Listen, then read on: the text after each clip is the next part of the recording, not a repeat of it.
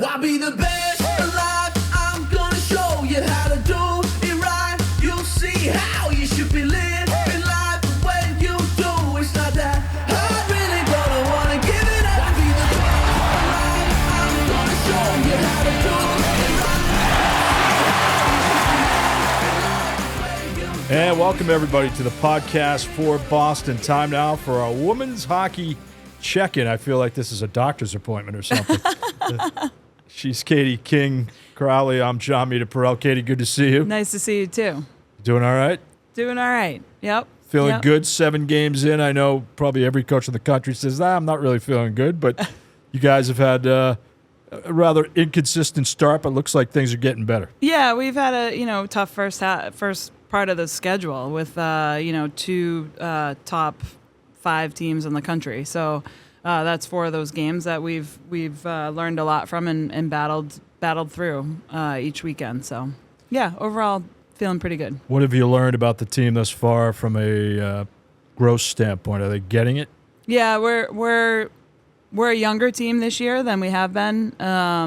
So I think we're learning through the hiccups and getting better, as we keep moving forward. And it's just, we try to preach consistency, and I think that's something that's tough for college kids in general is trying to be the same from one night to the next. We play a great game and then come back and maybe not as good, and then you have to work through that and come out better the next day. So we've been working through that, and I like the energy our team brings, and I like they're all on the same page in terms of trying to be a successful, really good team.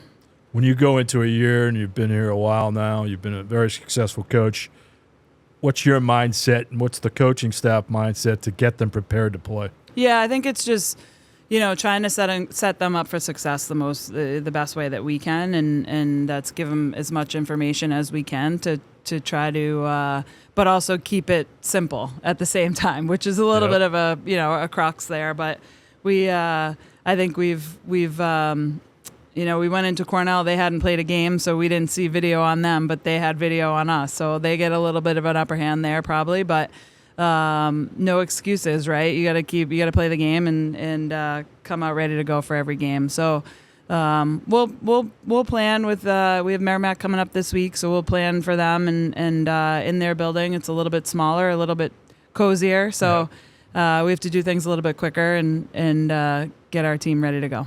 Cornell trip, it's a challenge for any program, especially when you bus up there 6 hours. It's a mindset thing, probably a couple mental issues there in terms of preparing yourself for that. Yeah. It's a grind. Yep. But also maybe an opportunity to build team bonding. Is that the case? For sure.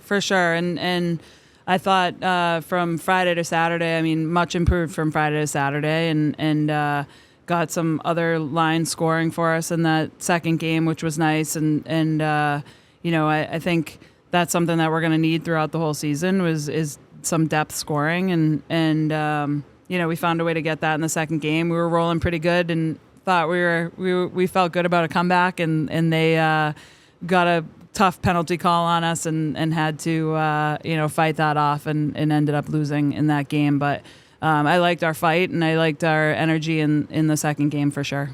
A couple players have stood out in the 7 games, including Ava Thomas, one of the top scorers in the country. What does she do well? Yeah, she's a really dynamic player, and she creates offense just by her speed alone. She's such a powerful, beautiful skater. So to see her, earn those points here in the first part of the season has been great for a freshman. She's playing with a junior Sammy Tabor and senior Kate Ham, and they've really done a great job for us producing and finding ways to score goals. When you watched Ava Thomas play in high school, did you know she could play at BC right away? Oh, for sure. She's definitely a dynamic player. Her speed, her the way she sees the game, she thinks the game one step ahead, and you can see that. She's really doing a great job. It's interesting. You bring up beautiful skater. I hear that. I think, all right, she must glide. She must have great strides. She must be powerful.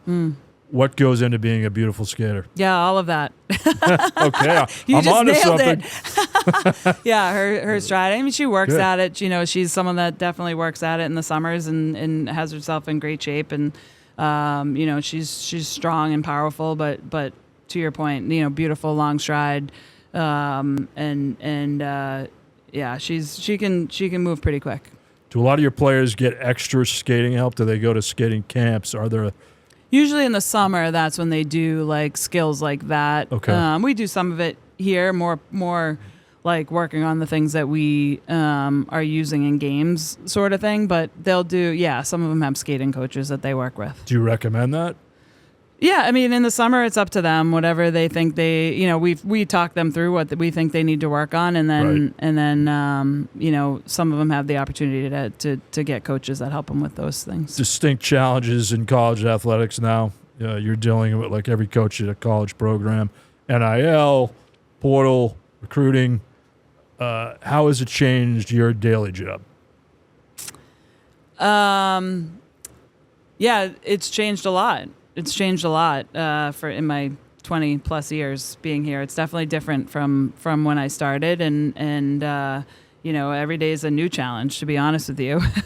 Different things pop up all the time, and it's just trying to adjust and trying to work through those things to put out the best team that we can put out on a daily basis, and it's definitely some ups and downs, but you work through it, and we have a great staff working through it with me, and you know, I think we have a great group moving forward.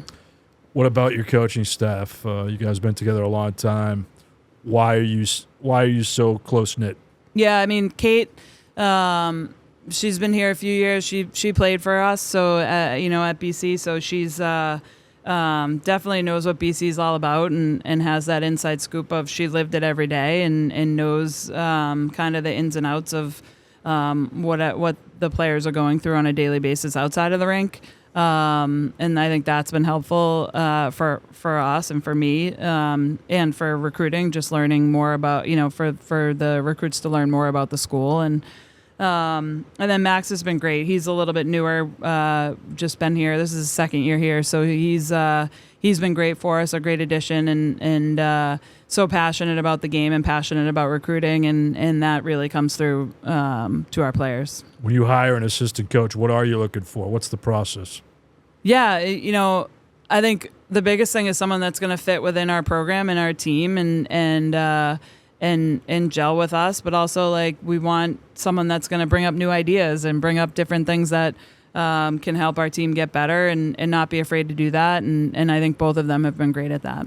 When you go on a recruiting visit, and when they go on recruiting visits, is there a formula? Is there a guidebook? Is there just a feel? When you sit in a living room, like we have a cozy living room setting here, you can recruit me for that matter, Katie.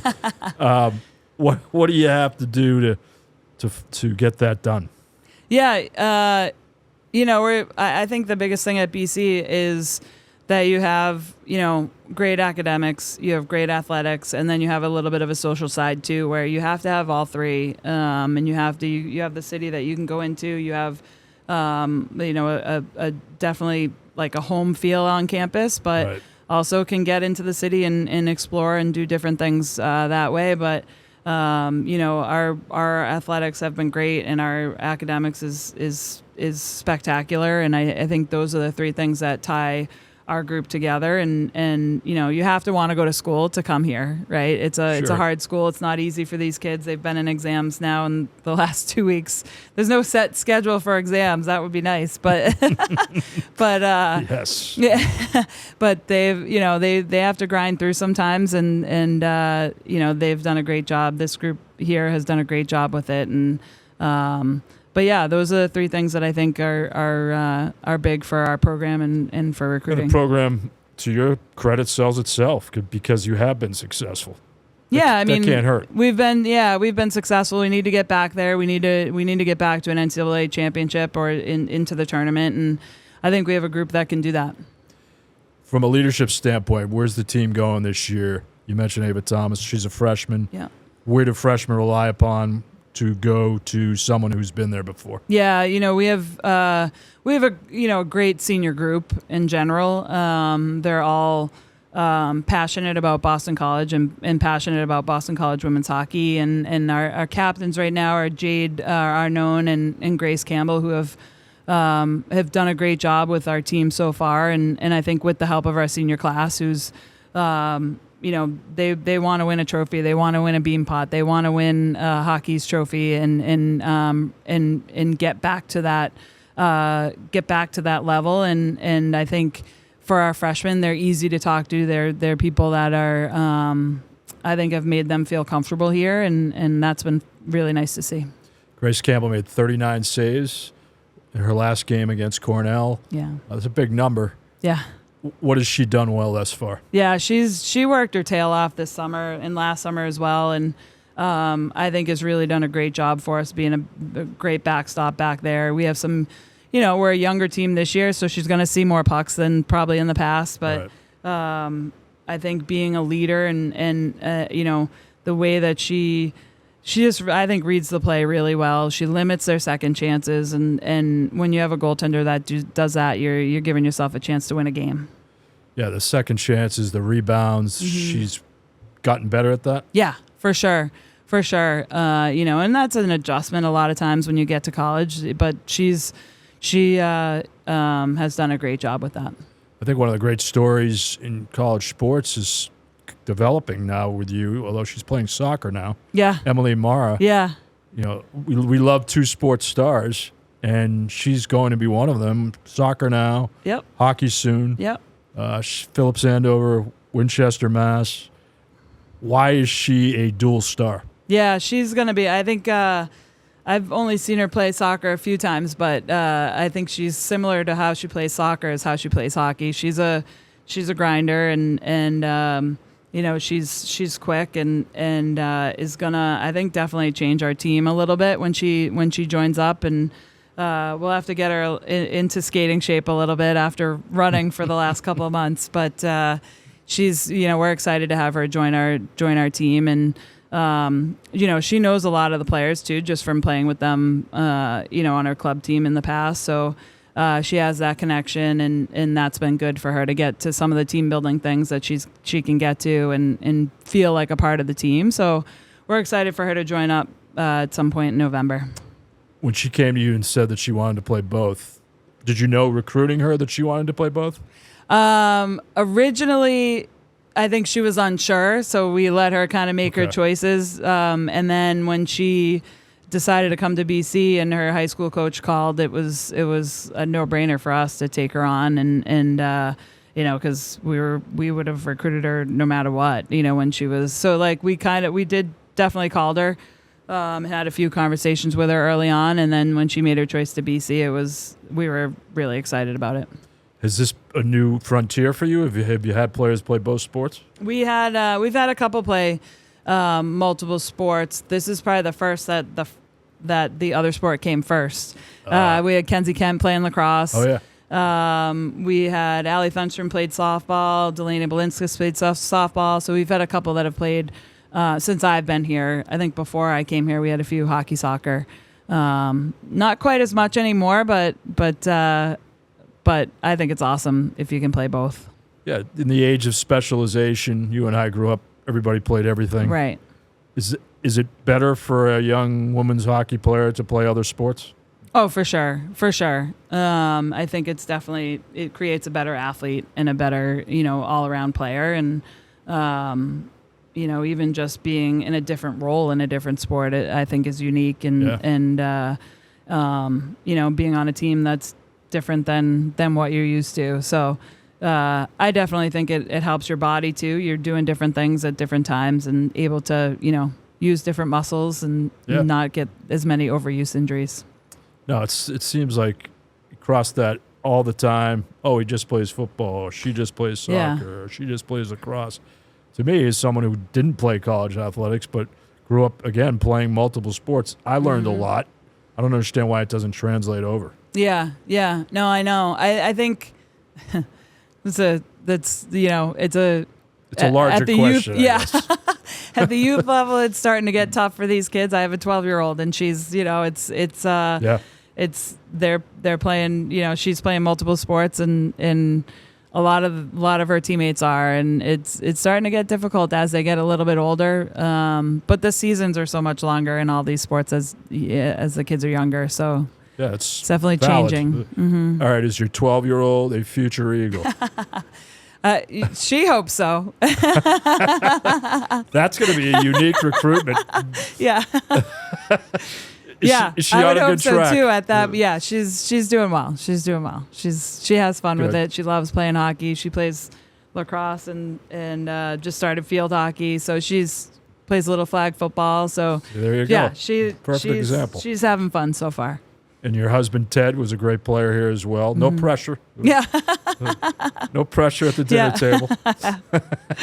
Right? yeah, no pressure. Have you ever come across, it happens in football a lot now, where coaches are recruiting 14-year-olds, 15-year-olds, 13-year-olds.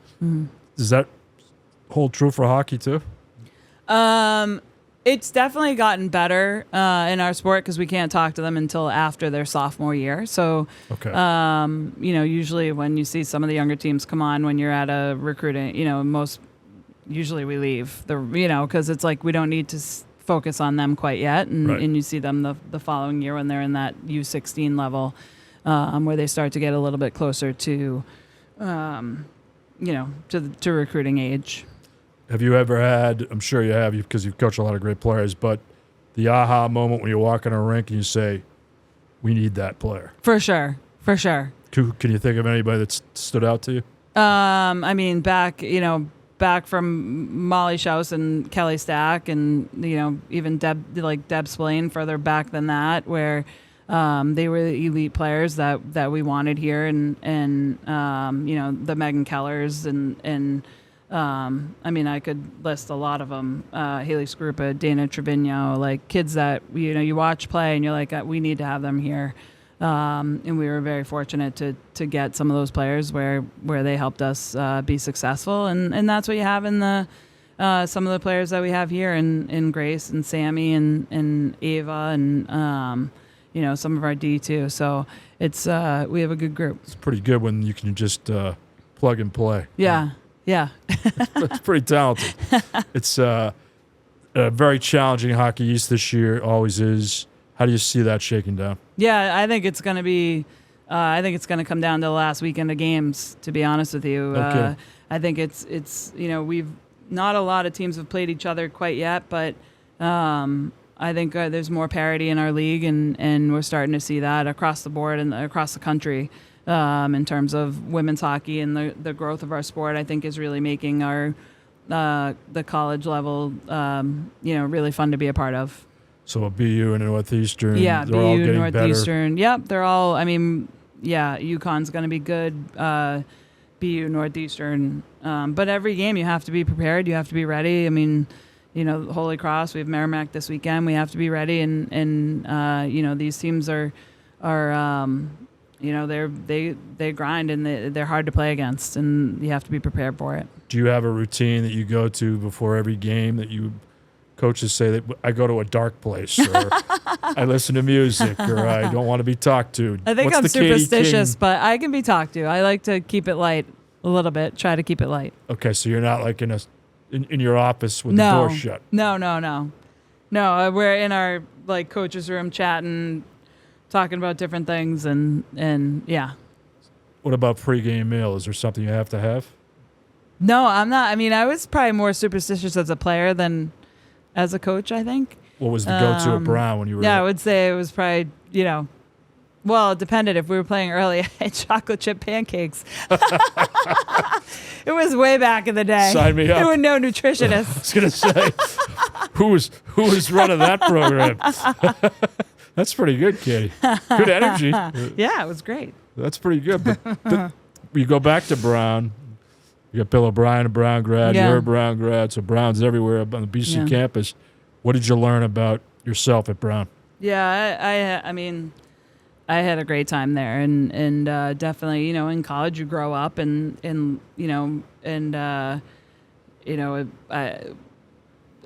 some of my friends there, or all of my friends there, are still some of my closest friends, and my coach was so passionate about the game. Digit Murphy was so passionate about the game, and she still is. She's still involved in hockey and promoting women's sports, which is awesome. And but just I think learned every day you learn something new in college, and still now you're learning something new as a coach in college. So I think I had a great 4 years when I was there, and loved every minute of it, honestly. And great. Yeah. Did you think from day one you got there, from the final day you left, what was the maturation process as a player like? Yeah, I definitely think I got better as the 4 years went on, and you just learn different things depending on, you gotta, when you get to college, you can't just do it all on your own. You have to use others, and I was fortunate to have some great players to play with, and they helped me get better and challenged me every day in practice, and made sure that we were all working hard for each other, and that's something that we try to bring here. Another great hallmark of your program has been the work in the community by the players. Team impact's a huge part of that. Yeah. Such a rewarding experience for everybody, all the Boston College teams. What does that mean to you? Yeah, it's been. I'm honestly amazed at how much our kids do. Not only in their hours on the ice, but their hours in the weight room, and then also in the community. I mean, they are. I mean, Kara Goulding's one of the presidents of SAC, and she does an amazing job at the campus school or with Team Impact, and just, I mean, they keep bringing more things up to me. I'm like, do you guys have time for all this stuff? They, but they truly love it, and I think it's so rewarding for me to see how much they do, and that they care so much about the community, and it's I think that truly makes Boston College special is that the way these student athletes want to give back to the community, and to see other people that are less fortunate, it just brings a smile to their face, and I think that's amazing on both sides. It certainly is. It's an incredible testament to what the college has done throughout the years. You saw that process from day one. Much. Yeah, and we, our players love to do, and it starts up soon actually, Athletes Unlimited skate at Fessenden, and they go every week as awesome. As long as they don't have and those now those kids come back and cheer our team on, and they're in the stands, and it's we've made some amazing connections and people that we still keep in touch with, and that I keep in touch with, and it's just been a really rewarding experience. As we move along to the meteor schedule, you got a big game, as you mentioned, coming up October 25th against Merrimack. What do you have to do to be more successful? Yeah, we gotta, like I said, we gotta find ways to produce on multiple lines. We gotta, and we've talked about that a little bit with our group, and it started to happen at Cornell, so hopefully that will continue for us here. And tighten up our D zone a little bit. Can be a little lax there, and I think that's what got us in a little bit of trouble. So we got to work on that a little bit too. But I like our mentality after that second game, and I'm excited for what's going to happen this weekend. And chocolate chip pancakes for everybody. That's right. Despite what your nutritionist might say. Don't tell Liz. Don't tell Liz. Just our secret. Katie, a pleasure. Nice to see you. Always great to see you as well. That's Katie King-Crowley. You know her, you love her. Women's hockey. This is the podcast for Boston. Thanks for watching, everybody.